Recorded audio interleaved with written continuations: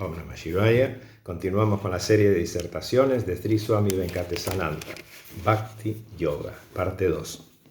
Para experimentar la omnipresencia de Dios, debes verlo primero en la Murti.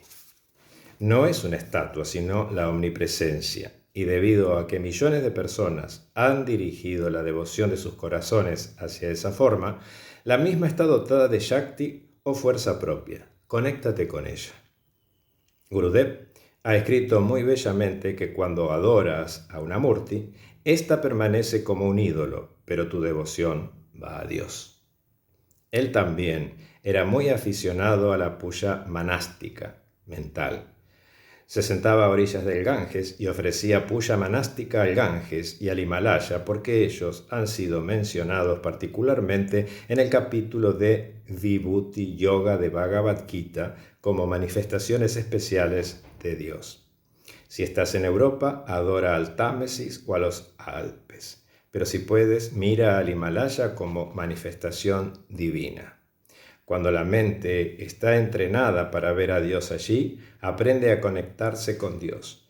En ese proceso, o bien el ego se quita del medio, lo cual es una bendición, o, si aparece, tienes una oportunidad de lidiar con él. Si eres capaz de contemplar al Ganges y a los Himalayas y decir manifestaciones de Dios, reverencias, estás a salvo. Pero si piensas que es solo una montaña, que es solo agua, eso es el ego. Encuéntralo, elimínalo. Por lo tanto, vaya, puja, adoración externa de un ídolo y manástica puja son importantes. No una o la otra, sino ambas. Si abandonas la adoración externa, pensando que eres un experto en puja manástica, cuando ésta se debilita todo se pierde. Mientras que si te adhieres a la adoración externa, probablemente ésta continúe, ya sea que tengas o no el espíritu correcto. Este puede ser añadido uno de estos días. Luego viene lo que se conoce como Parapuja suprema, que es casi lo mismo que Mukhya Bhakti. En Parapuja consideras todo como manifestación de Dios y consideras tu propia vida como una adoración continua. Hay numerosos himnos que describen esto. Este cuerpo es tu templo, no mi cuerpo, y todos los disfrutes que experimenta a diario son tu adoración. El sueño profundo es en sí mismo Samadhi. Eres la realidad en este templo. Cuando las piernas caminan lo hacen alrededor de tu templo y todo lo que la boca pronuncia es tu alabanza. Así, oh Señor, todo lo que hago es tu adoración. Eso es Parapuja. Para hacer esto y tener este sentimiento interior, uno debe haber tenido el entrenamiento y la práctica de la adoración a un ídolo y la puja manástica. Si había algo que le resultaba detestable a Swamiji, era el puro hablar. Era una persona demasiado práctica como para estar satisfecha con mera teoría. Incluso cuando llegó a Parapuja, desarrolló su propio método de asegurarse de hacerlo correctamente y no solo imaginar que estaba en ese estado. Le gustaba mucho el capítulo Vibhuti Yoga de Bhagavad Gita y solía recomendarlo a todos. En cuanto estaba listo para salir de su habitación, lo primero que veía era el Himalaya.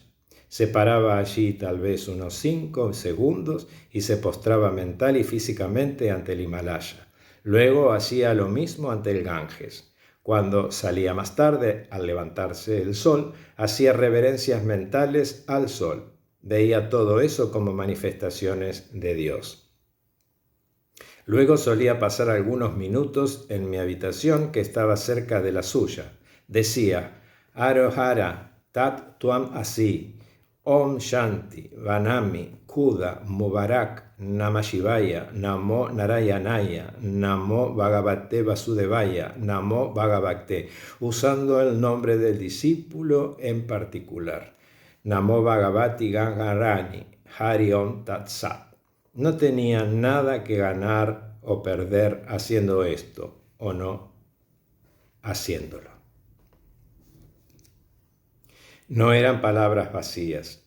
Es una forma extraordinariamente hermosa de hacer puya de japa y de constante recuerdo de la divinidad. Le gustaba mucho esto. Veíamos otra cosa hermosa cuando Swamiji venía a trabajar a la oficina. Él tenía algunas imágenes colgando en la pared de enfrente y cuando se sentaba en su silla solía girar y mirar a cada uno durante unos 10 segundos. Haciendo todo eso, la mente se reconectaba con la divinidad. Es posible que durante nuestras actividades diarias esta conexión se pierda por más evolucionados que seamos. Puedes estar practicando Bhakti, pero es posible que en el calor de las actividades diarias esa conexión se disuelva. Él no permitiría que esto sucediera. Si faltaba alguna de las imágenes, la pedía. Ustedes y yo no lo habríamos notado siquiera. Él hacía esto todos los días. Eso era imprescindible. Luego venía la extensión de eso. Algunas veces pelaba una naranja y se quedaba arrojándola en trozos al Ganges para los peces dioses, y si un mono se sentaba allí, también recibiría su parte. En aquellos días, las frutas eran escasas y no nos podíamos dar el lujo de ellas, pero él sentía que si él podía tenerlas, el mono también.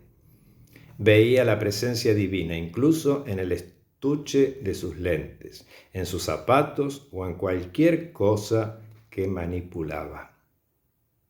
Era una extensión del mismo espíritu.